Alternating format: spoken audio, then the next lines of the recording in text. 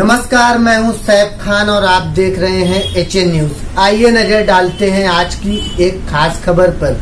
महंगाई का अनूठा विरोध। रसोई गैस सिलेंडर की फोटो गले में लटकाकर घूम रही है महिला नेता। रसोई गैस सिलेंडर की फोटो गले में लटकाकर राम नामी दुपट्टा ओढ़े घूमने वाली यह राष्ट्रवादी कांग्रेस पार्टी की मुंबई महासचिव है। महंगाई के खिलाफ ममता शर्मा आंदोलन छेड़ रखी है। रसोई गैस का दाम 1000 के पार हो गया। पेट्रोल डीजल के दाम आसमान छूने लगे हैं। इस मुद्दे पर केंद्र सरकार ध्यान नहीं दे रही है। वहीं केंद्र सरकार को जगाने हेतु जनहित में ममता शर्मा ने रसोई गैस सिलेंडर की फोटो को गले में बांधकर घूम रही है।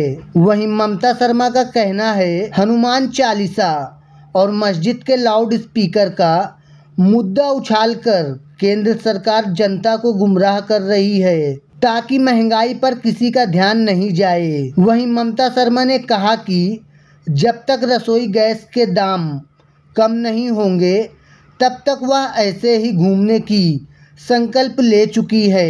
ऐसी बात ममता शर्मा ने कही। पेश है मुंबई की यह एक रिपोर्ट। सिलेंडर लटकाए हुए हैं, रामनामी जो दुपट्टा है उसके ओढ़े हुए हैं। क्या दर्शाना क्या चाहती है, क्या कहना चाहती है? मैं ये बताना चाहती हूँ कि देश की बहुत बुरी परिस्थिति चल रही है। नीति का पूरा नियम ही बदल गया है। राजनीति गलत ढंग से की जा रही है। सिर्फ राम और हनुमान के नाम पे जो राजनीति हो रही है। प्रधानमंत्री जी जब 2014 के पहले जब प्रधानमंत्री नहीं थे तो सिर्फ महंगाई के मुद्दे पे बात करते थे, और प्रधानमंत्री बनने के बाद वो महंगाई, पेट्रोल, डीजल सारी चीज़ें भूलकर सिर्फ हनुमान चालीसा पढ़वाने की और राम मंदिर की बात कर रहे हैं। तो पहले श्री राम के नाम पे वोट लिए, अब हनुमान जी के नाम पे वोट ले रहे हैं। इसके बाद लक्ष्मण जी की बारी आएगी, फिर उसके बाद सीता जी की। हम रामायण ही पढ़ते रहेंगे। हम वो घर के चूल्हे नहीं जल पा रहे हैं। वो गरीब क्या करें? ये गैस सिलेंडर मैंने इसलिए लिया है क्योंकि माएँ, प्रधानमंत्री जी आप भूल गए हैं, माएँ आज भी आंसू पीकर सो रही हैं और बच्चे रो रहे हैं। और गरीबों को क्या, प्रधानमंत्री सिर्फ आप घूम रहे हैं, देश विदेश घूम रहे हैं, गरीब जनता मर रही है।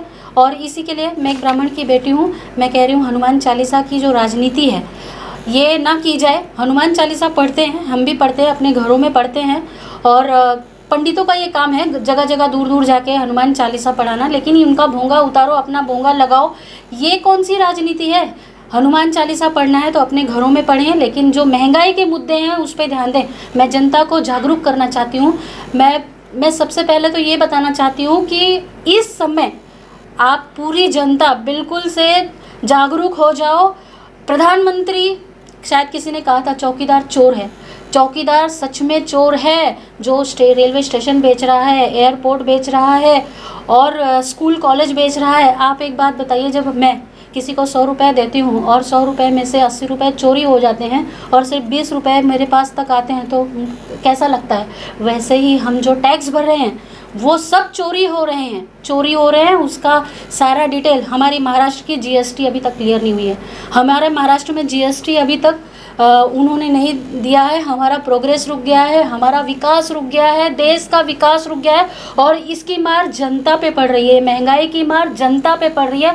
जनता अभी भी नहीं जागरूक हुई तो हमारा हाल वही होगा। फिर लंका से हमें हनुमान जी को सिलेंडर गैस लेकर आना पड़ेगा, जैसे संजीवनी बूटी लेके आए थे हनुमान जी, उसी तरह से लंका से सिलेंडर गैस लाना पड़ेगा, जो कि चिरंजीवी हैं हनुमान जी। तो मैं कह रही हूँ मोदी जी, हनुमान जी तो जो संजीवनी बूटी थी वो लंका लेकर गए थे, आप बोले लंका से सिलेंडर लेके आए। क्योंकि सिलेंडर सर, यहाँ पे सिलेंडर, गैस, पेट्रोल, महंगाई, अब हनुमान जी को उल्टा काम करना पड़ेगा। ये जो राग अलाप रहे हैं, जो भूल गए हैं विकास को, तो अब उनको लंका से हमारे होश नहीं, हम बेहोश, हम एकदम बिल्कुल अपना होश खो दिए हैं महंगाई की मार से। तो हमें होश में लाने के लिए अब उन्हें सिलेंडर और गैस, पेट्रोल अब हनुमान जी को लाना पड़ेगा। प्रधानमंत्री जी तो कह रहे हैं कि हमने उज्ज्वला सिलेंडर बांटे और गरीबों को काफ़ी राहत पहुंचाई, गैस घर घर पहुंचा दिया है। आप बोल रही हैं कि महंगाई हो गई है। सर गैस उन्होंने बांटा, सिलेंडर बांटने से तो 1000 रुपया जो दाम है वो तो हर महीने नहीं दे रहे ना। गैस सिलेंडर बांट दिए, लेकिन चूल्हे जलेंगे कैसे? जो दाम बढ़ रहे हैं उससे तो फिर कैसे गैस के चूल्हे जलेंगे? और महंगाई जो बढ़ गई है, हर औरत जो तकलीफ़ में है, हर महिलाएं, स्मृति ईरानी रास्ते पे बैठ गई थी सिलेंडर लेके, अब कहाँ है स्मृति ईरानी जी? भूल गई हैं। अब गैस के दाम अब कम करवाइए आप लोग। जैसे ही सत्ता हाथ में, मैं तो कहती हूँ हमारे शरद पवार जी को प्रधानमंत्री बना दीजिए। उनको पता है किसानों का दर्द, गरीबों का दर्द। और महाराष्ट्र में तो मैं आह्वान करती हूँ, बीजेपी की एक भी सीट नहीं आनी चाहिए, क्योंकि बीजेपी जो देश का हालत कर रही है ये धर्म के आधार पर, तो मैं कहती हूँ कि महाराष्ट्र में एक भी बीजेपी की सीट नहीं आनी चाहिए, क्योंकि यहाँ धर्म की राजनीति नहीं करनी है, यहाँ विकास की राजनीति करनी है। और हमें सिर्फ विकास के लिए और गरीबों के लिए सोचना है। और मैं जनता को आह्वान करती हूँ, फिर से एक बार ध्यान से सोचिए, ये राम और हनुमान के चक्कर में, सारे मुद्दे भुलाने के चक्कर में हमें गुमराह किया जा रहा है। हमें हमारा हक चाहिए, हम जो टैक्स भरते हैं उसका हमें हिसाब चाहिए, और हमें विकास चाहिए, और हमारी महंगाई कम होनी चाहिए। 15 लाख हमारे अकाउंट में आने चाहिए। 15 लाख का सिर्फ प्रधानमंत्री बनने के पहले का ही कैलकुलेशन था। वो कैलकुलेशन आप भूल गए हैं कि अकाउंट में कैसे आने वाले थे। वो कैलकुलेशन मेरे पास भी है, मैं फिर से याद दिला सकती हूँ।